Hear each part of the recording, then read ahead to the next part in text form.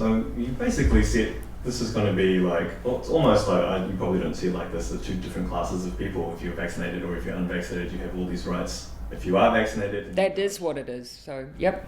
Can you describe, because you were previously hoping not to have to do that, I guess, when we still looked like we could maintain elimination across the whole country. I guess that has now changed because...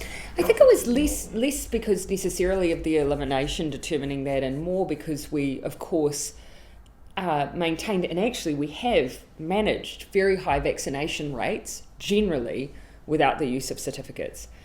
But actually what it's become clear to me is that they're not just a tool to drive up vaccines, they're a tool for confidence. People who have been vaccinated will want to know that they're around other vaccinated people. They want to know that they're in a safe environment. It is a way that we can give confidence to those who are going back into hospitality or events.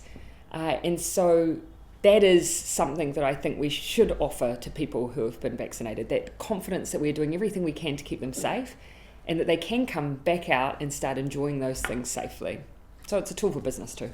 So 2 variables. So you'll see in September we released some modelling which is really sensitive to even minor changes. And that roughly, those baselines, we've assumed that the baseline settings that that modelling uses is essentially your orange setting.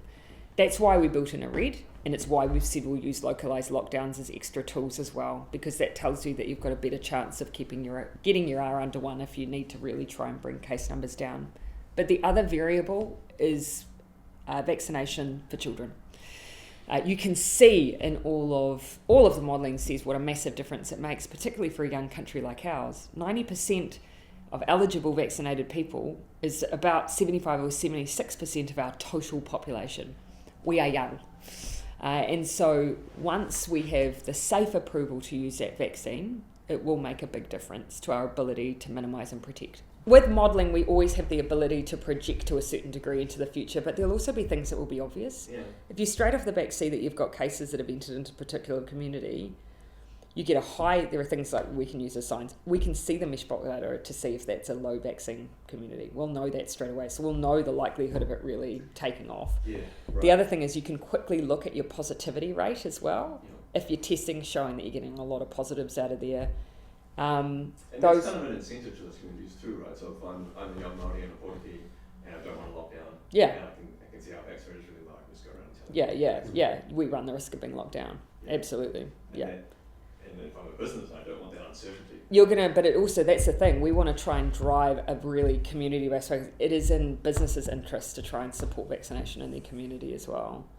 And local government, who generally have been great, except a couple of patches. This is why we've got this dual need at the moment. So Aucklanders, I hear and agree that they need to be able to move. We just want to ensure that safely because the rest of the country are saying, well, we haven't quite got our vaccination rates where you are. We're not ready to flip into a new set of settings. We want to stay safe and we want to keep stamping out COVID. So the way to balance those two competing needs is to use vaccinations. In my view, any death of an unvaccinated person is a potentially preventable one. Potentially. We know that there's nothing that's absolute. But I just want to make sure that everyone has the protection provided by that vaccine. And so that is why we are driving so hard on it. At the same time, recognising that we have to acknowledge and give movement back to the people who are vaccinated because they have gone out and done that and now they're waiting to be able to move again.